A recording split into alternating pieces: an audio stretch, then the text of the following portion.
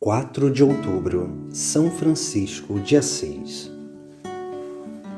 Francisco foi filho de Pedro Bernardone e Dona Pica Bernardone.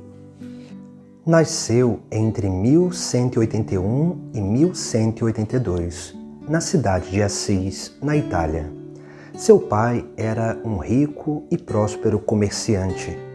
Foi batizado em Santa Maria Maior, com o nome de João. Mas quando Pedro Bernardone voltou de uma viagem à França, mudou de ideia e resolveu trocar o nome do filho para Francisco, prestando uma homenagem àquela terra. Segundo a maioria dos biógrafos de São Francisco, o caráter e as qualidades melhores lhe vieram da mãe. Como todo jovem ambicioso de sua época, Francisco desejava conquistar, além da fortuna, também a fama e o título de nobreza. Para tal, fazia-se necessário tornar-se herói em uma dessas frequentes batalhas. No ano de 1201, incentivado por seu pai, ele partiu para uma guerra que os senhores feudais haviam declarado contra a Comuna de Assis. Entre 1202 e 1205, encontramos Francisco inquieto. Não é apenas a consequência de uma doença longa e misteriosa, é a inquietude de quem está incerto quanto ao sentido de sua vida.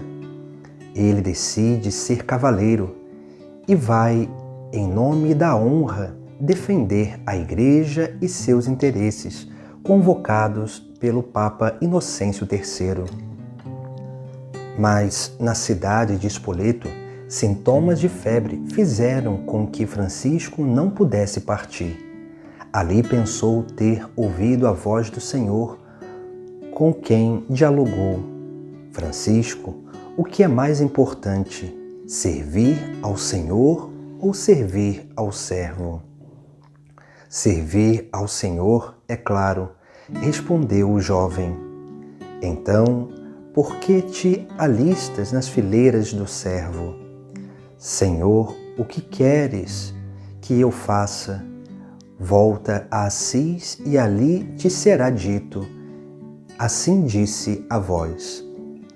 Em busca de resposta, decidiu viajar para Roma, isso no ano de 1205. Visitou o túmulo do apóstolo Pedro e exclamou: é uma vergonha que os homens sejam tão miseráveis com o príncipe dos apóstolos. E jogou um grande punhado de moedas de ouro, contrastando com as escassas esmolas de outros fiéis menos generosos. A seguir, trocou seus ricos trajes com os de um mendigo e fez sua primeira experiência de viver na pobreza. Voltou a Assis, à casa paterna, entregando-se ainda mais à oração e ao silêncio. Em 1206, passeando a cavalo pelas campinas de Assis, viu um leproso, repugnante à vista e ao olfato, lhe causando nojo. Mas então, movido por Deus, colocou seu dinheiro naquelas mãos sangrentas e deu-lhe um beijo.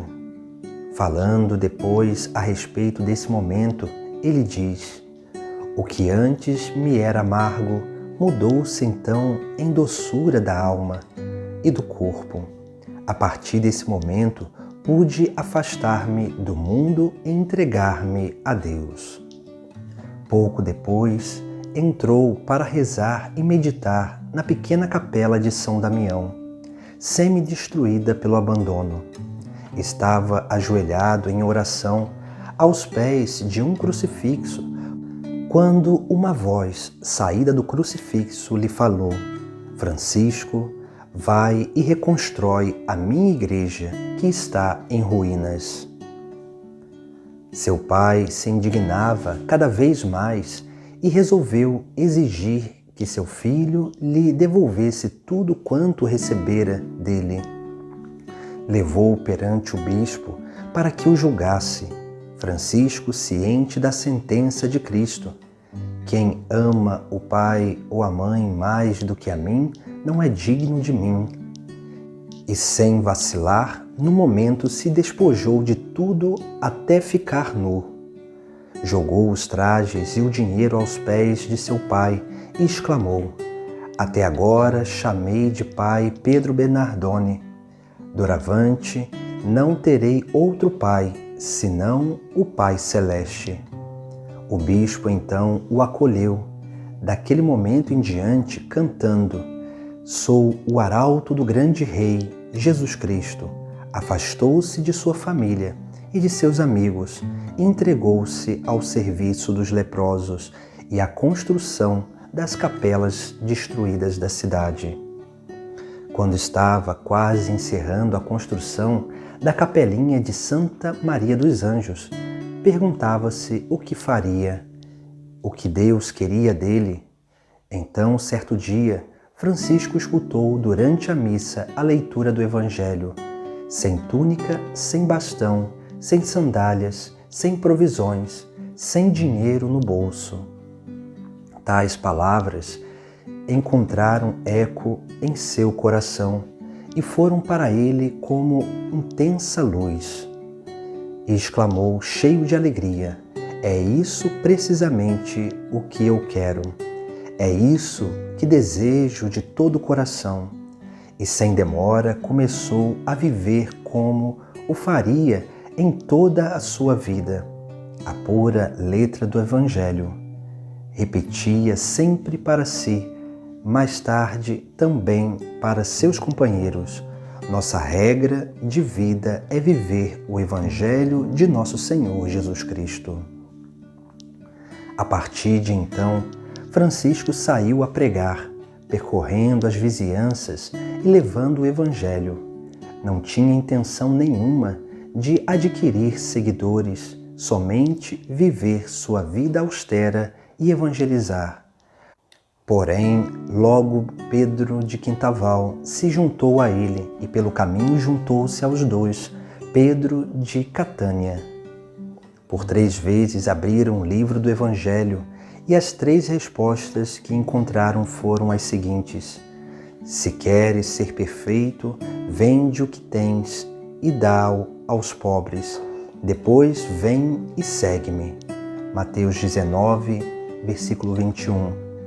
Depois, não leveis nada pelo caminho, nem bastão, nem alforge, nenhuma segunda túnica. Lucas 9, versículo 3. Se alguém quer vir após mim, renuncie a si mesmo, tome a sua cruz cada dia e siga-me. Mateus 16, 24. Isto é o que devemos fazer e é o que farão todos quantos quiserem vir conosco.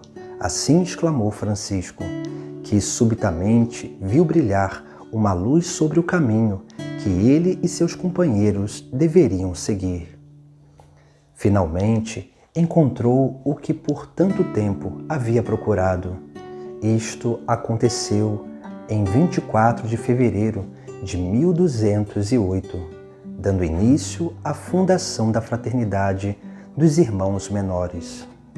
Em 1209, Francisco e seus companheiros foram até o Papa Inocêncio III para pedir a aprovação de seu carisma. Ele ficou maravilhado com o propósito de vida daquele grupo, especialmente com a figura de São Francisco.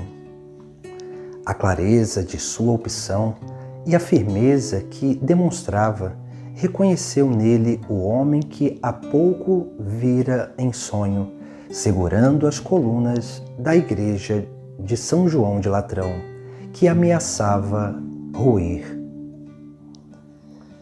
O Papa reconheceu que era o próprio Deus quem enviara Francisco e o inspirava a viver radicalmente o Evangelho, trazendo vida nova a toda a Igreja. Por isso, deu a seu modo de viver o Evangelho aprovação oficial. Autorizou Francisco e seus seguidores a pregarem o Evangelho nas igrejas e fora delas. Francisco inspirou também Clara para a vida de santidade. Dela surgiram as Clarissas. Tomás de Celano diz: então se submeteu toda ao conselho de Francisco, tornando como condutor de seu caminho depois de Deus. Por isso, sua alma ficou dependente de suas santas exortações e acolhia num coração caloroso tudo que ele lhe ensinava sobre o bom Jesus. Já tinha dificuldade para suportar a elegância dos enfeites mundanos e desprezava como lixo tudo que aplaude lá fora, para poder ganhar somente a Cristo. Todos os anos, de 15 de agosto a 29 de setembro, São Francisco de Assis tinha o costume de preparar-se como uma quaresma de oração e jejum para a festa do Arcanjo São Miguel. No ano de 1224, ele teve a visão do serafim alado e recebe os estigmas. Seu estado de saúde piora muito a partir daí. Era final de agosto, em 1226. Pede para ser levado à Porciúncula e no dia 3 de outubro, à tarde, São Francisco de Assis morreu cantando. E no domingo seguinte, foi sepultado na igreja de São Jorge, na cidade de Assis. No dia 16 de julho de 1228, São Francisco de Assis foi canonizado pelo Papa Gregório IX. Tornou-se o padroeiro dos animais pela sua admiração e relação estreita com a natureza.